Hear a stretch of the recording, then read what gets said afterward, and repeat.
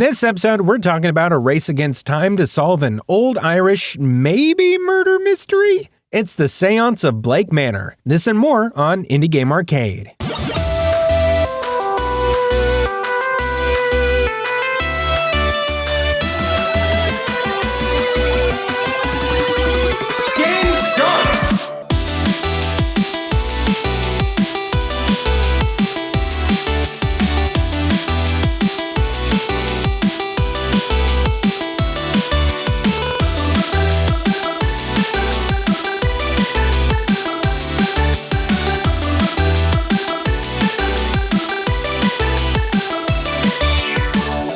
Welcome back to Indie Game Arcade, a podcast that deep dives into the latest and greatest indie games. I'm your puzzle game pal, Chris. I'm your deck building degenerate, Joseph. Why do you got to be a degenerate all of a sudden? Gross. I don't want you here. I just needed the alliteration. Oh, terrible, terrible. Joseph, when's the last time you saw a ghost? Oh, man. It's been years. Yeah. Haven't seen one for a while? Yeah. Yeah. What were you doing the last time you saw a ghost? What were you doing? I was standing in the living room and I just saw a vase that was full of water tip itself over without explanation. And it's like, you would think it would be the center, the bottom would be where it is completely set because there's water in it. So how could it possibly tip over with no one else was there? So I still cannot explain how that happened. Therefore, ghost. Yeah. It doesn't make any sense. Like the only other like weird thing was that there was an earthquake going on during it. So that, no, I'm in Texas. Oh yeah. You guys don't allow earthquakes down there. Nope. Not allowed. Yeah. That is weird, man. That's really weird. Yeah. So that would be my tangential ghost experience, at least. Ghost adjacent. That's fair. Have you ever been to a seance? No. Would you want to go to a seance? Sure. If I knew what was going on, I'd go. This stuff doesn't freak you out at all? Nah. I've seen plenty of horror movies. I'm good. Yeah, true. Yeah, my wife would never let me do that. She will not let me bring a Ouija board in the house. Oh. She's like legitimately believes in those things and that they're evil and they will bring evil into the house. Even if like, well, not necessarily that they're evil, that they can be used as a tool to unlock something. So she doesn't want us messing with it. So I should return, or I should like call back the gifts I sent you guys for Christmas. Yeah. No, I'm just gonna hide them. I'm gonna hide them. I'll hide them under our daughter's bed. There you go. That's the perfect place for them to not haunt anything.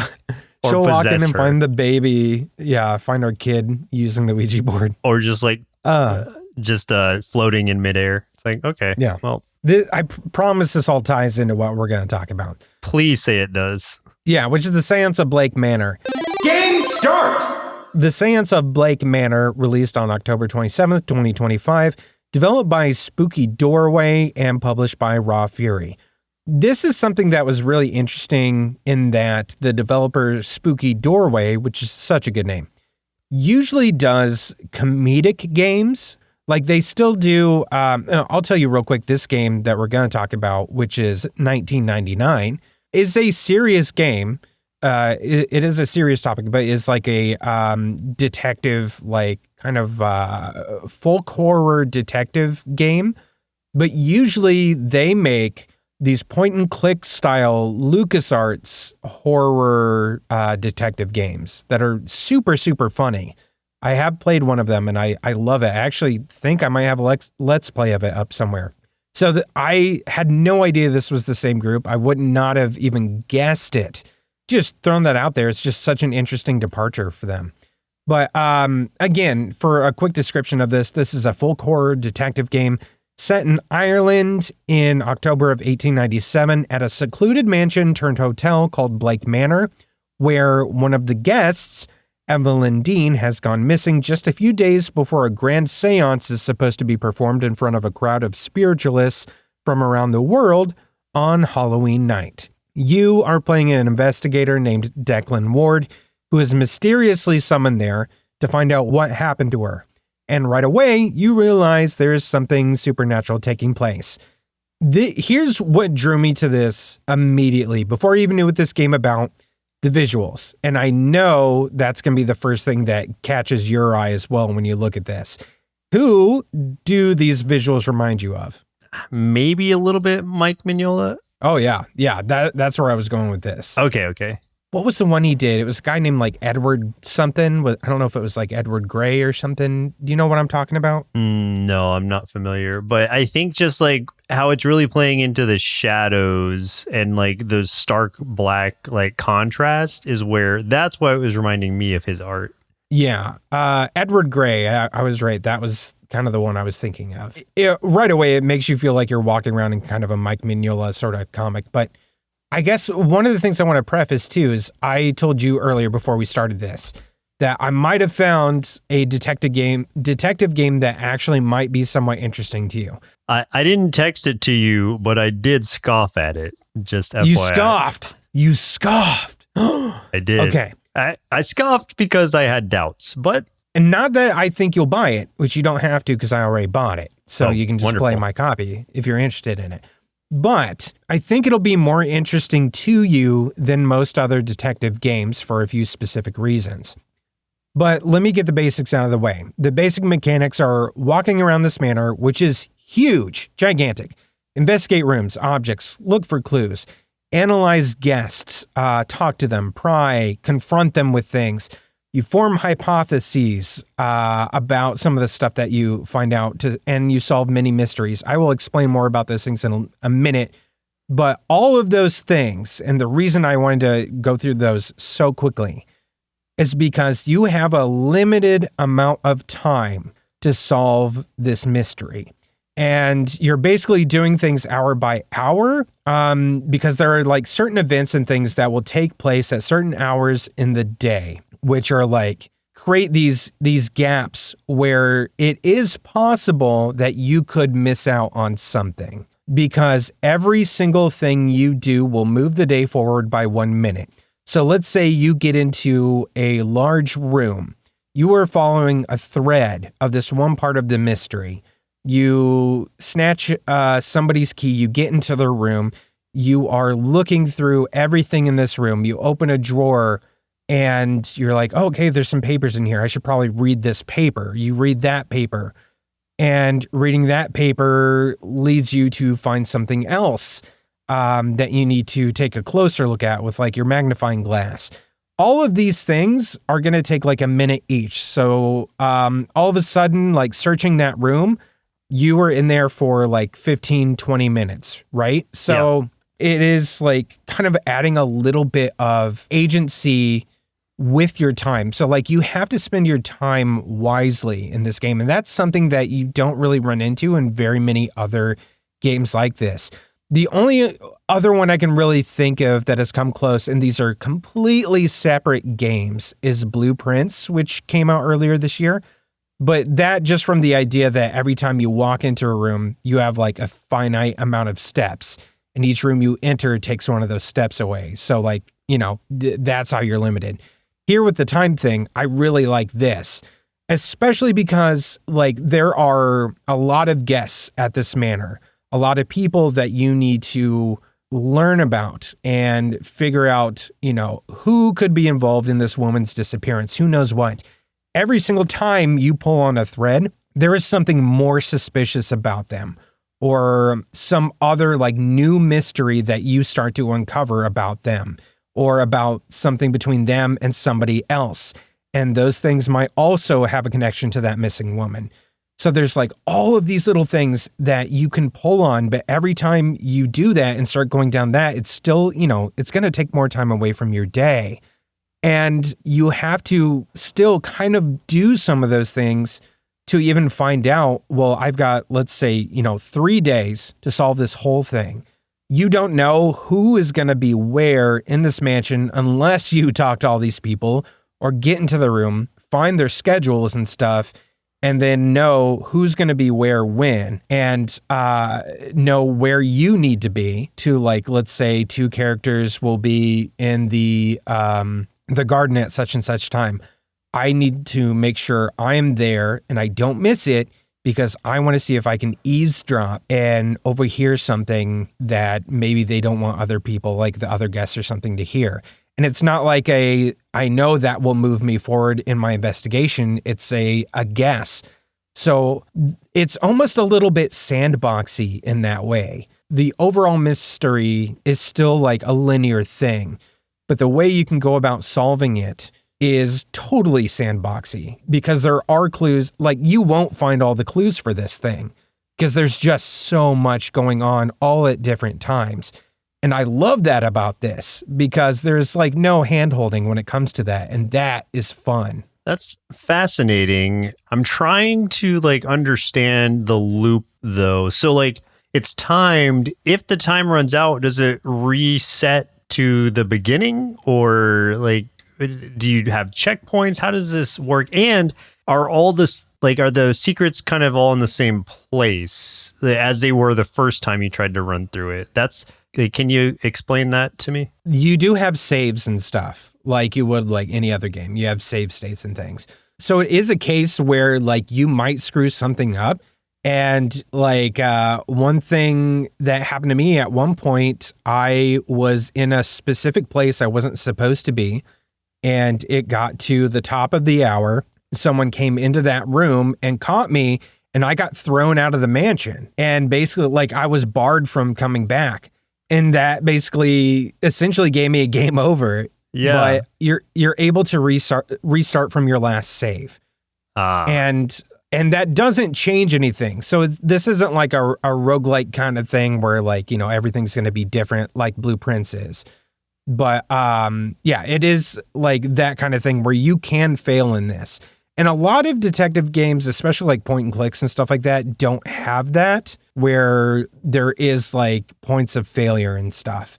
One of the things I didn't talk about yet either, but I did allude to it, is that there's definitely horror to this. There's just like, there's some spooky stuff that happens. Like there's always, no matter where you go, like you're walking through like the halls of this manor, if no one else is there, there's always this like undercurrent, this like ambiance, like of sounds and music that just really are unnerving.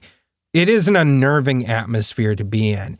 But then certain things will happen. Like I was exploring this one room, and like all of a sudden this mirror just shatters, and like I have no idea why. I just turned around real quick and just saw it was broken, and I have no idea why. I was like, what the, you know, I walked over to it and looked at it, and I don't know what happened. It just scared the crap out of me when it happened. And then there's like another instance where I just happened to be walking past a certain area. I don't want to spoil it for anyone that hasn't done it yet, because I think the first time you go here, it'll just happen.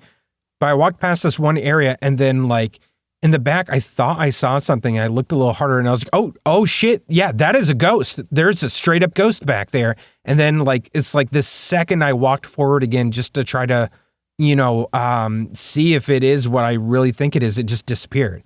And it's just like, there's a lot of things like that in this game that just adds so much flavor and depth to it for like, you know, a game that is just like, you know, not overtly horror or anything, but just making you feel unnerved. It's like a psychological horror. Yeah. You know, just the majority of the time. And I love that. There's also, well, I'll say this. I definitely encountered some ghosts later. Big time. I found some secret doorways that you need to do some puzzle solving to open, and definitely found a few, some bones and some ghosts. I'll say that much. One of the other things I do love about this game is there is so much lore to this game. Optional lore, but like a lot of that comes with the idea of this is, you know, 1800s Ireland. There is a lot of Irish folklore that is kind of like interwoven through the narrative of this thing, and folklore and stuff from like other countries too, because there's this big underlying, I wouldn't even say underlying, there's a narrative in a way of colonialism and this idea of religion versus culture that I really, really appreciate in this game, that you come into contact with through the all of the guests and stuff saying here, and just the premise of the game itself, because it really is about like the event that this thing is supposed to be this big seance, right? And it is sort of like taking place during that era of spiritualism where like all these rich people appropriated these things, like say a seance and other rituals, as like parlor games, which completely removes them from their original purposes, right? Which was, part of other people's cultures. You see that in a lot of the guests too, who come from like these different colonized countries. Some of them are like trying to reconnect with the spiritual beliefs of their ancestors. Some are complete frauds who are lying about their practices. And there's like there's this one woman specifically who's kind of like mixing up different aspects of varying cultures and trying to sort of like pass it off as a legitimate thing for herself. It's just really showing off that era where spiritualism was kind of like the fad of the time, and how these rich and powerful people would rebrand other cultures and their beliefs to make it their own. But here in this game, it's like those things might all be kind of real. The supernatural stuff, the folk tales, the ghosts. So there might be some revenge afoot for what has been done. It's very fascinating to me from that angle, because you could play through this entire game, just do the mysteries, try to get from A to B as best you can, try to, solve what's going on with the woman. But there's so many threads to pull on and dive deeper into stories like that it really can be a way bigger experience if that's what you want it to be. There's like this one room in particular in the manor, a library, that literally just has like all of these optional things that you can look at and read about, like different folklore from Ireland and all these other places, or religion things, or world folklore, and all kinds of stuff. It is so cool. There's so much to it that just makes it an extremely immersive experience. So like, I absolutely am in love with this. This is one of those games where like, Joseph, you know me, dude, I gotta go to bed at like 9:00, man. I'm tired. I'm a tired old man with a toddler. I gotta go to bed early. I was up till like midnight last night playing this game, and I didn't even realize it. I was just like, oh, my whole family already went to bed. Why am I alone in this chair in my boxers? Oh, it's midnight. Okay, that's why.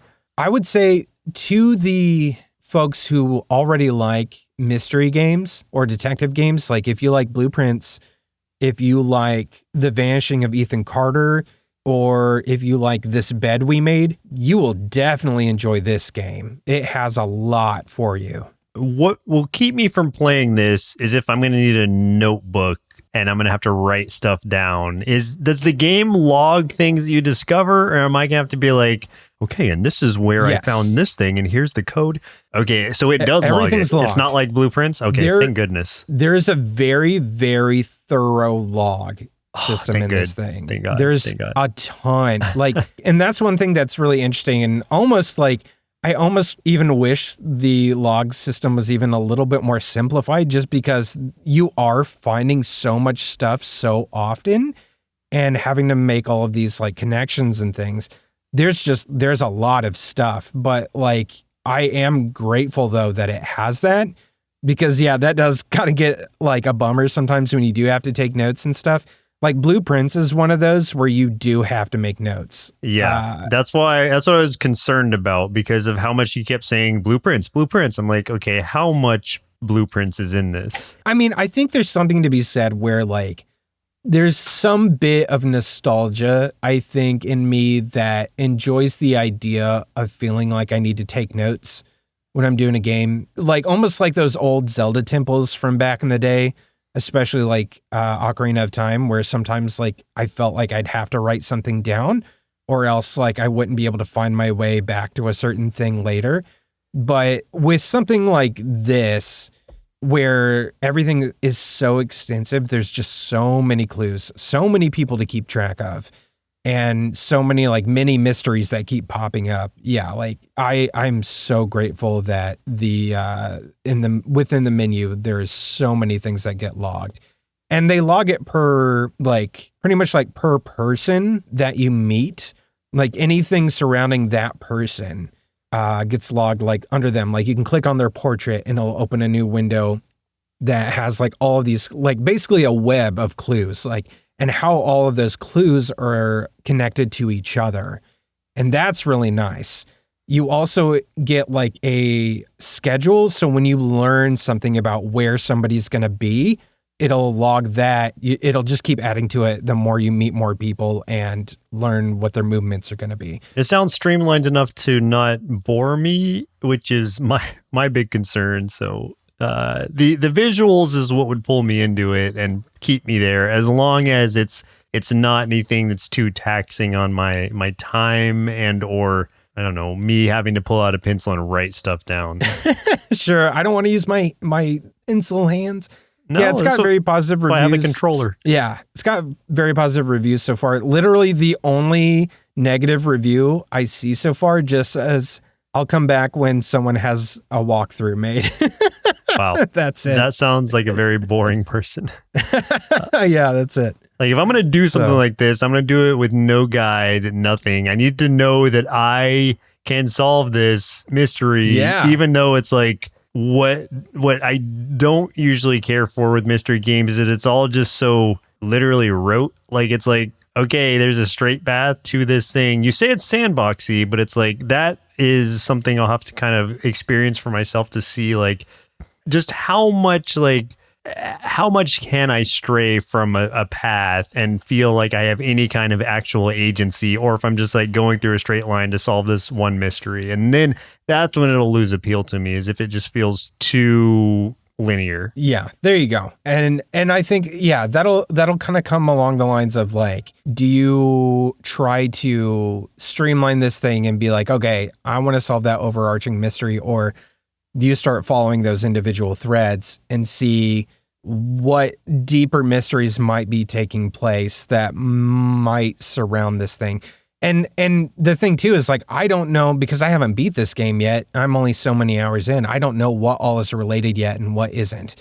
It seems like there is a ton going on in this thing. And the original reason that you're sent there, the disappearance of this woman, is at the forefront of it, but is only a part of what the heck is going on here. So yeah, who knows? But I am loving it so far. Yeah, seems like a really good one of these. So if I was ever going to try one, this might be the one. Hey, there we are. That's what I was looking for. Maybe. We'll see.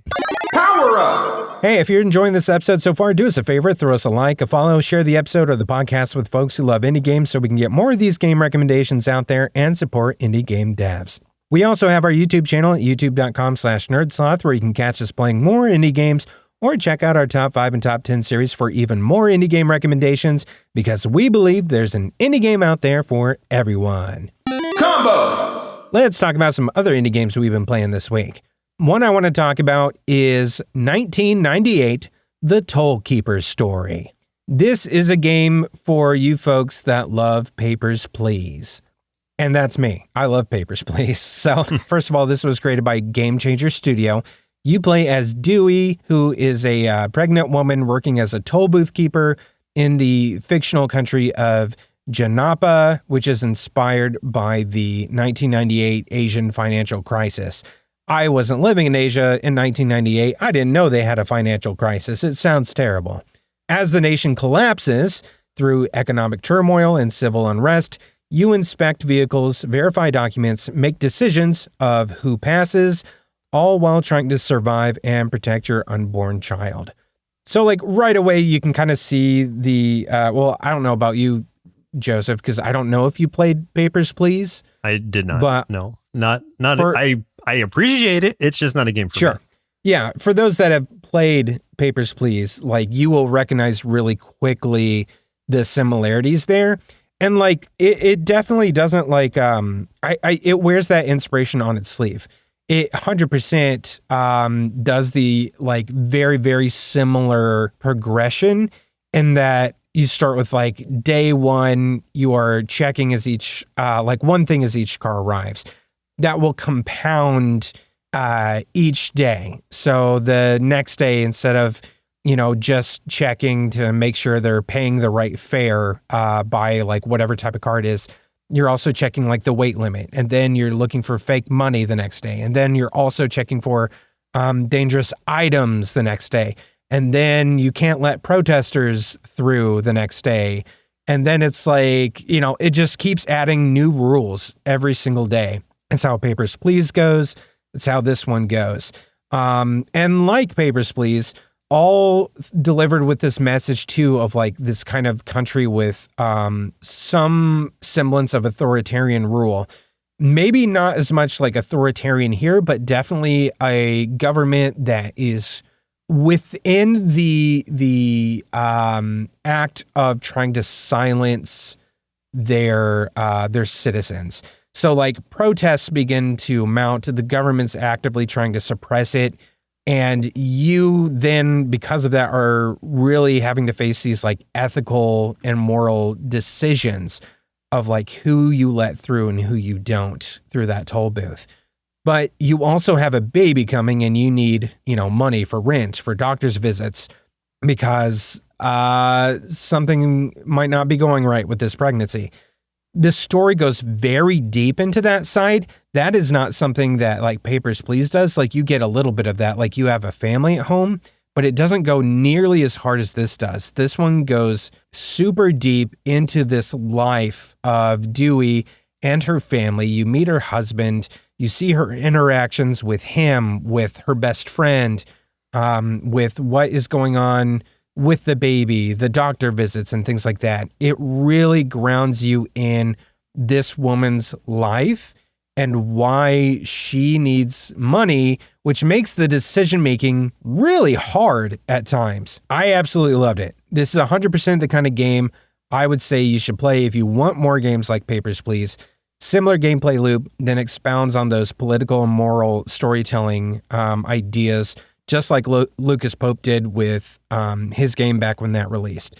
So, this is more than 100% the kind of game that I like to see and play. I'll say it's 110% the kind of game.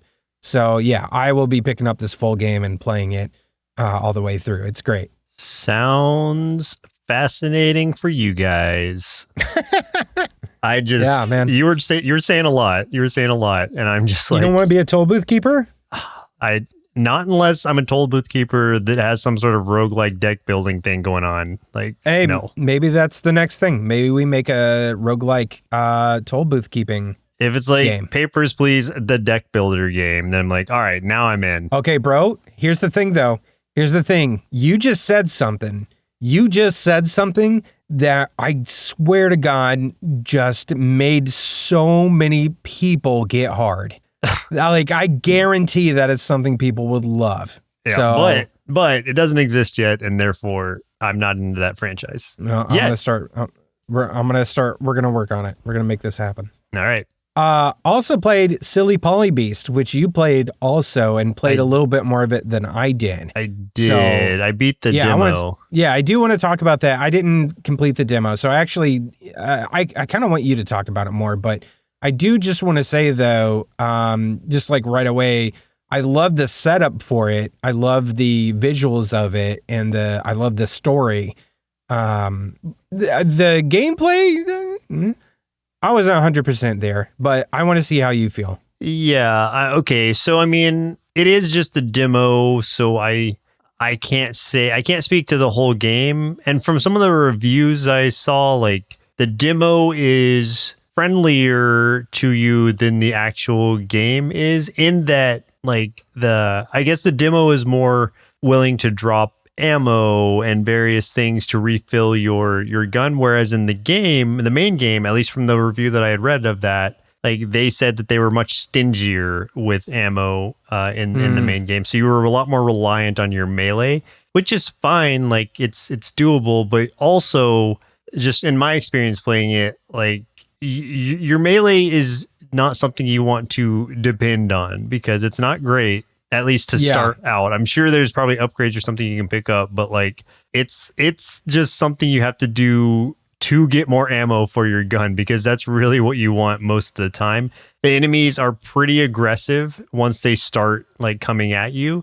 and your dodge window is decent, but you have to be pretty quick about it to kind of like actually get out of the way of things, at least for some of the enemies. Some of them are very slow, just like little zombie walking things. They're not zombies, they're like these shadow beast kind of deals, but they do walk in a zombie-like manner. I beat the demo and I didn't really have any problem. I don't think I really died. I might have died once when I was still trying to figure out the controls of it, but like after that, it was pretty straightforward. I don't know that I wouldn't say that it felt good as far as the combat goes, but maybe I just wasn't used to the flow of it yet. How did it feel to you? Like, what was your main like concern about it? I just felt like because, well, you kind of pointed out that the game definitely felt like it wanted you to rely more on the melee combat of it than your gun.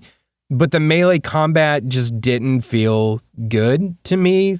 Like, you know, you could hit, but it's kind of like because it was stamina based. I mean, you could only really hit twice. Yeah. And then if you still wanted to dodge. Yeah. Well, yeah. And that's the thing. Like, yeah, you have to hit twice, dodge, hit, and then wait. And basically just kind of like run, hide behind something, you know, and then do it again.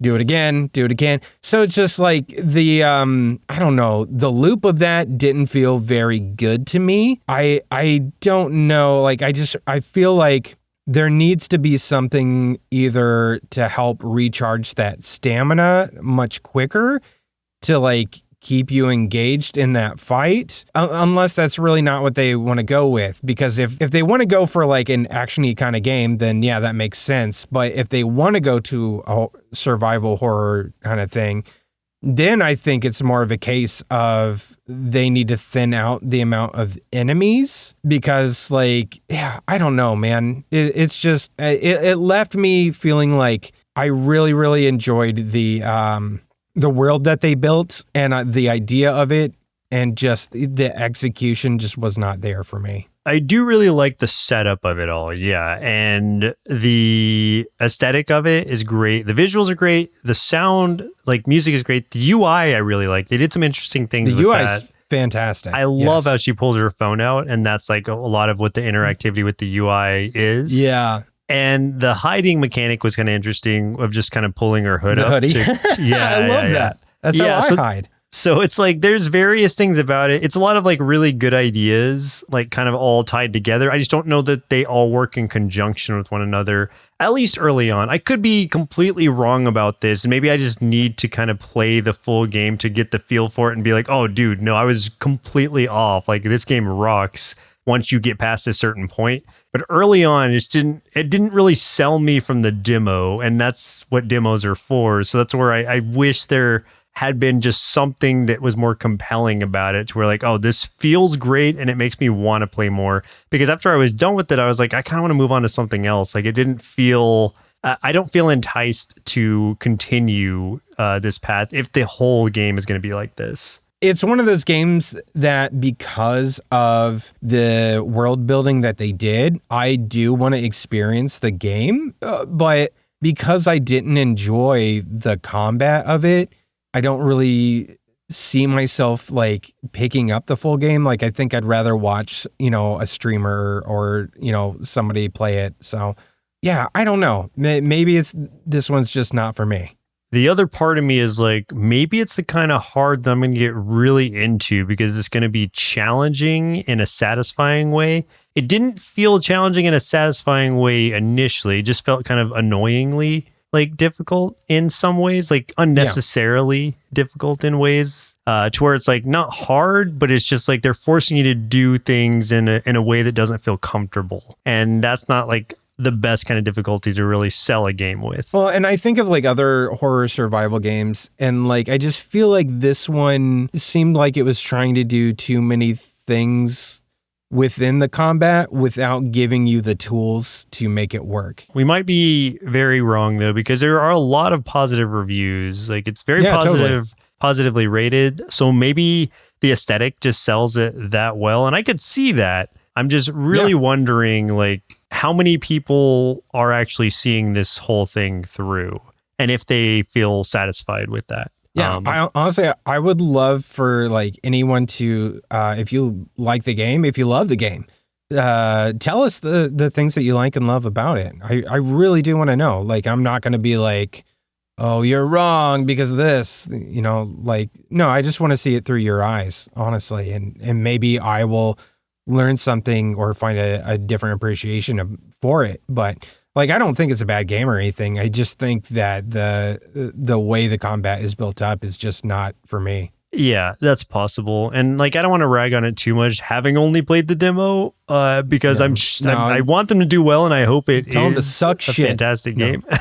But yeah, if you are enjoying this and you do have experience with it and have played more of it than we have, like, please chime in, like, let us know like what the real selling point for it is. Yeah, for sure. I do want to talk about one I played. Well, okay, I'm going to talk about two. First one I want to talk about, though, is Nightmare King. This is one I picked up because it was just like, it looked like a really kind of chill sort of, horde survivor game. The kind that I talk about all the time.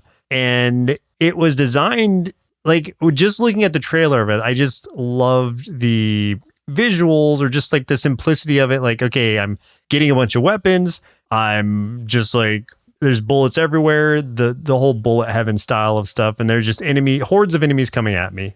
And I was like, okay, great. I've loved most games like this. This game is like less than $5. So I'm just going to pick it up like blind. I played it for about half an hour, maybe a little bit more. And I like what I played so far. My only like contention against it would be like, I don't know where any of it was like going. And what I mean by that is like, there's so many characters available in this, like 40 something characters you can unlock of different types. And they all, the style of them looks really cool. They look like they have kind of unique abilities to them. But as I was playing it, like I got maybe 10 floors in or something like that, maybe more. No, I think it was like 18. I got a lot of floors in, but there was nothing telling me like how close I was to like the end of the run or anything. It's like, is it just an endless thing? Does it stop at any point? So I just like returned to the main menu and quit out of the game because I was like, I have other things I need to do. I cannot like keep going if there's nothing telling me what kind of progress I'm making. Yeah, that's frustrating. Yeah. Otherwise, like it plays just like you would expect these kind of games to. The bigger difference, I guess, or the biggest difference I saw at least, being that the way that you select your power-ups when you level up is it will like go to like a literal shop menu of like 4 different items, and you can like re-roll those items if you have enough like currency to, so that it'll bring up 4 more. So it's giving you a choice between like either weapons, of which you can hold I think 6 at a time, and in a like a what was the game called that I really like? The not Super Meat Boy, the Brotato? Yeah, Brotato. Yeah, and the Brotato, like where you have just weapons like floating all around you. You can have up to 6 of those, and then you can have just, I don't know, an unlimited amount of like the different little power-up things you can pick up, like the power-up items that do different things. So it's like, It's got the same formula. I just don't know like what the progress is like. And that's where maybe I just need to like give it like an hour or something. Or maybe I was close to finishing that run. I just wish there was some kind of indicator or a map or something telling me how close I was getting, because I had no idea. And it just felt like an endless kind of thing of it maybe slowly getting slightly more challenging, but really I wasn't like losing any health at a certain point. So I'm like, okay, like I'm on the easiest setting because that's what I have to start on. It doesn't have like, it won't let me go up to the next level, but I also don't know how close I am to actually getting finished with this easy thing. So it's like, is it going to go for 100 levels? Because I do not want to do that for 100 levels, but yeah, just give me some kind of sense of progression, and I think I would be sold on continuing this. And I will. I'll give it a shot again when I have a little bit more time to spend with it. But I don't know that I'm not gonna like try to say like you should definitely go out and buy this game for the price. So it is a fun experience from what I have played of it. And once I can figure out kind of like how to actually progress or how to tell that I'm progressing, like I've probably enjoyed a lot more than I have. You're going to be like playing it. You're going to stop this podcast You're going to start playing it, and you're still going to be playing it by the time we record again next week. I'm on level 9,999. This has to be the end. Oh God, there's level 10,000. It keeps going. The other game I want to talk about that I was more excited about and still am is Decktamer. And this is one I told you about. Yeah. So if you imagine like a creature taming kind of deck building game. So think Pokemon, but a deck building roguelike game, and then throw that idea out the window because it's not that at all. So these monsters, Why? You're collecting these monsters and battling with them, but it is so brutally difficult that you have to let go of the idea of like, I love this monster and it's going to be my monster that I'm going to stick with throughout the whole run, because there are times where you're literally going to have to, like, by choice, sacrifice any of your monsters at any point just to like win a battle, because like there would be no other option. So you have to treat these monsters in a much more disposable way than you would, oh my God, like a Pokemon or something, like a creature tamer game normally. And once your card is destroyed, like it's gone for good. It's permadeath for those cards. So it's like, geez, yeah, it is brutally challenging. I played through the normal mode, and I actually, like, fortunately beat the at least first level of, or first area of the normal mode. So the way that it works is there's 4 different sections. You can play on easy, normal, then it goes like after you beat normal, like you can unlock hard mode and then very hard or something like that. But like there's 4 different sections in each of those difficulties, and each of those sections is basically a run of 8 different rounds. So the rounds are, it'll tell you have a choice between 2 different options, and it tells you like which sort of monster cards you'll be fighting against. If you've seen them or encountered them, then you'll be able to see their abilities and stuff. But if you haven't, they'll just be kind of like a silhouette of the monster that you're going to be fighting. And you can capture any of these monsters as well that you're fighting. There are different like food kind of bait things that you pick up. And as you damage the monsters, like the closer they are to death, to like 1 health, the more chance you have of catching them. And also, like, if it's the kind of food that they like, which it says at the top of their card, whether they like the meat, the fish, or the fruit kind of thing, and it'll tell you at the top of the card what they'll prefer. You can catch them with the other types, but the chances will be much less. But basically, if the monster was into fish and I got him down to 1 health, I would have 100% chance of catching him. And it just goes up progressively from there, the more health they have left. So you're trying to capture them in that way, and they become part of your deck for the next round. They don't immediately come into it, but for next round, they'll be there. And yeah, like I said, when your monsters die off, they're gone for good. It's not like a card game in the sense that it's like, I need this much energy to summon this kind of card. It's like you can throw whatever you draw, like whatever type of monster or whatever, however many monsters you draw, you can put them in at any point up to however many enemies there are on the other side, depending on the limit there. So I think it goes up to 3 in total, like that you can put out at once. Yeah. And that's where there's just every round of this feels like a puzzle you have to solve, because it's like, okay, if I were to just put this card out, like my monster's gonna get wrecked. So I need to figure out where I need to position him, like which monster he needs to be facing in front of, what his ability is. Is he gonna poison me? If so, I happen to have this one monster that gets healed by poison instead of hurt by it. So I need to put that monster in front of this one because he can take this hit. He can survive. I'm going to have to sacrifice his other monster because he only has 1 health left, and I need something to just eat that hit for me. So that's where that sacrifice comes in.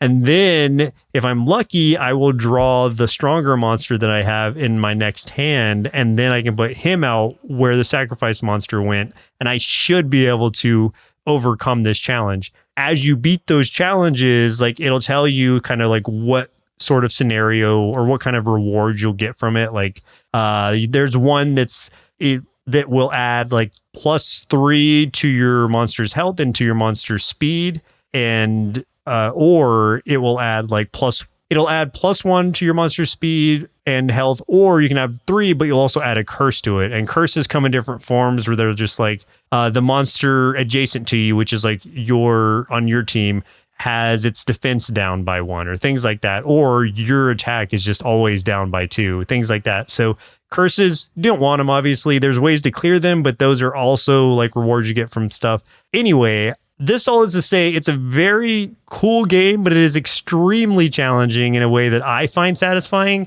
But I could definitely see people being turned off by this game because of how hard it is. I didn't play on easy, but I've heard even the easy mode is pretty hard. So yeah, play at your own risk. But I'm really enjoying it, and just the pure strategy of it is very fun and not something I was expecting from this game. Yeah, it's pretty interesting. I like the idea of it for sure, especially like how gross everything looks. It's got mostly positive reviews so far. There's definitely some rough reviews in there too. But I think a lot of it really is like the difficulty, I think, getting to some of these people. So yeah, it's interesting. I kind of want to try it. I might have to. You should. I did buy it, so you should try it. But I promise you, like, don't give up after the first time you lose, because it will be fast, and you'll be like, "What even happened?" So give it a couple of tries, and I think you'll either get really into it, or you'll be like, "Nope, never again." Or I'll be like, no, I would rather not. Yeah, exactly. Final round. Let's talk about some upcoming indie games we're excited about. I have 2 that I think you're going to be interested in, my friend. First one I want to talk about is called The Secret of Weepstone. This is a dungeon crawler, like CRPG sort of game where everything's like hand drawn, but like this is like you're moving around in a 3D space, but everything looks like it's drawn in like, like some notebook or something like that, like all black and white, like you're moving through like a sketch. And it just looks sick. I love this thing. Yeah, I have seen that one. And I actually saw someone playing it too. I watched a little video of it. It looks fun. Yeah. When I don't know how all the mechanics. 2026. Oh, sometime. Okay. Don't know how all the mechanics are going to work just yet. I can tell that there's like an inventory system to it, where you like gear up and everything. There's some dice rolling. So it almost does seem like it's going to basically be kind of like a 3D, D&D kind of dungeon crawl thing. So yeah, I'm very excited to check this out. I think that's going to be really cool. The second one I want to bring up is like semi-related. This is called Dating and Dragons, a Love Quest. This is basically like the idea of like Monster Prom, but D&D. And I am so excited for this because it looks amazing. So yeah, it's like a visual novel, like dating sim, but with that Dungeons and Dragons kind of flavor. You get to do like, you have like a character sheet with like stats and stuff. There's dice rolling. Oh man, it's just such a fun premise that like I can't wait for to learn more about this. They are doing a Kickstarter right now. So like it's still like early stages obviously. But their Kickstarter is live, I believe. Well, it'll definitely be live by the time folks are hearing this. So like if this is something up your alley, go ahead to that Kickstarter because I am going to head to that Kickstarter and throw some of my gold coins that way. Who am I kidding? I don't have gold coins. I have copper, guys. I have copper coins. That's all I got. But I'm throwing some that way because like this is 100% up my alley. Nice. Yeah, this one does look really fun. I haven't played, well, I guess like, yeah, that's not true. I have played a dating sim recently and it was Date Everything. I just always enjoy those. So and you do like Monster Prom. I love Monster Prom. Yeah. So it's like mixing that with the D&D world, just a big win. Yeah. One I just ran into, I don't know if it's good or bad that I hadn't heard of it yet, but could be good, is Devil Jam. Comes out on November 3rd. Devil Jam. Sounds familiar. It's have you mentioned it before? I don't think you have, but this one is I haven't. An action roguelike, of course, but you Oh, okay. are literally I guess you're in a band and you're battling Yeah. like demonic hordes. It looks like a horde survivor type game, but you are using instruments of different varieties. You're still choosing like upgrading skills as you like level up and everything. But yeah, there just looks like a lot going on the screen of like a ton of monsters coming at you. You like using your like guitar or bass or whatever to just like blast them with various things, and it just looks really cool. Like visually, I love it. I love the art style a lot. So I don't know why I've never heard about this or didn't even like accidentally run across it, but I'm glad I know about it now because that's like next week it's coming out. Yeah, it kind of reminds me of Kill the Music a little bit, except I don't think this is like a rhythm-based one, right? This is more No, just this doesn't like look rhythm based. Yeah, and this one seems like less of a like a heartfelt story than Kill the Music was. And by the way, I loved Kill the Music. It was great, and I played through the whole thing and really enjoyed it. But this one seems a lot more on like the fun kind of like bombastic side, and I'm all for that sometimes too. So yeah, that's a good word for it. I love the animation of it. So here's I think I had seen this before, but I had only seen like the capsule art for it and maybe a few images. I hadn't actually seen gameplay of it. It is way more smooth than I thought it was going to be. Yeah, this looks really cool. I'm super into it. This is being released by or developed and published by Rogueside. They've done a few other things. I see that they did a Warhammer 40K game, actually, Shoota's Blood and Teeth, which is like you're the orcs kind of a 2D side-scrolling game. Looks like a lot of hidden through time games. I don't know what those are. Yeah, they did Best Served Cold. I have heard of that one. Yeah, that actually, that was pretty popular when that one came out. I remember seeing a lot of social media press about that one. Oh, that was back in May. Yeah. Yeah, that one's a very me-coded game that I think it's probably on my wish list, actually, and I just never ended up pulling the trigger on it, but I might have to. Well, I'm definitely going to pull the trigger on this one. Devil Jam, right up my alley. Yeah. And there was another one I wanted to mention, but I wasn't sure if you had mentioned it before or not. This one was called Monsters Are Coming, Rock and Road. This is a bullet hell tower defense game. It almost like visually might make you think of Ball Pit most recently, but this is sort of the opposite. Oh, yeah. And it's not a brick break type game. Like in this one, you are a literal like castle that is just like going downwards and is equipped with all these different turrets and stuff. Like that's what you're powering up. But then you are the like one guard defending it. So you're jumping out of the castle and like trying to kill the things around it to keep your castle from being destroyed. So your castle is slowly like traveling downward That's cool. as things are coming at it. And it's your job to defend it. And it just visually looks really cool. I like the idea of it. It seems like a unique take on this kind of like bullet hell tower defense combination.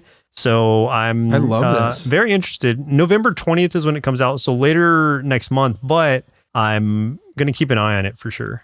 Well, I love the idea too that you're not just like upgrading yourself, defending it, but like you're also upgrading the castle and like adding on to it and adding like different weapons and stuff to it as it moves. That is fascinating. I love this idea.